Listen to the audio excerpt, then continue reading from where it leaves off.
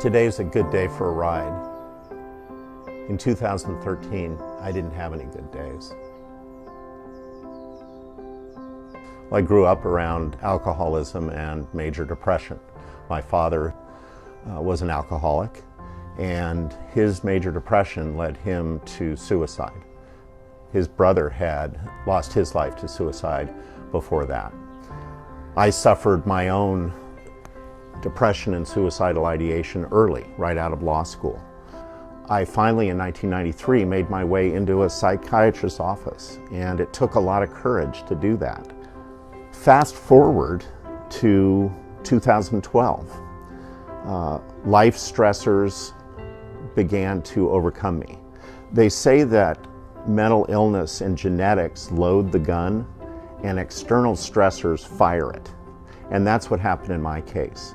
We finally made the very difficult decision to voluntarily admit me into the psychiatric ward at a hospital in Berkeley. It was a dark, dreary place. I think if I had had the means to take my own life, I would have done it. The process that began to pull me out of this abyss of fear and death was, first of all, a new regimen of meds, a new cocktail as we call it, and then electroconvulsive therapy, which is called ECT. I had 38 sessions in that hospital of this treatment.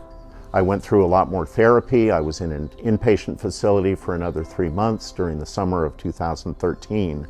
But that's when I turned the corner and I began to feel myself lifted up and out. And I began to rebuild the tools in my toolkit. I found it again. And those tools were primarily exercise. I've always been an avid biker. I played college tennis, and I got back into those, and the death spiral was reversed. And seek people out, avoid loneliness, be with people, surround yourself with your SEAL team. And I developed a methodology really for managing my mental illness.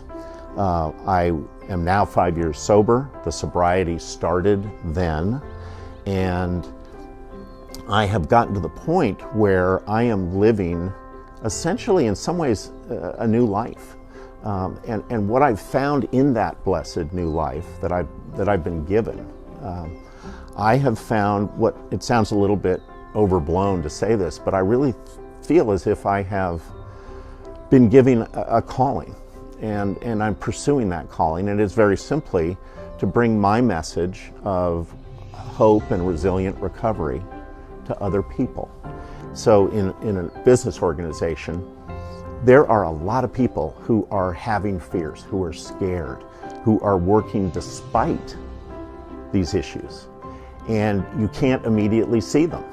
And when I give a talk, I give out my card and I say, please call or email me, reach out to me.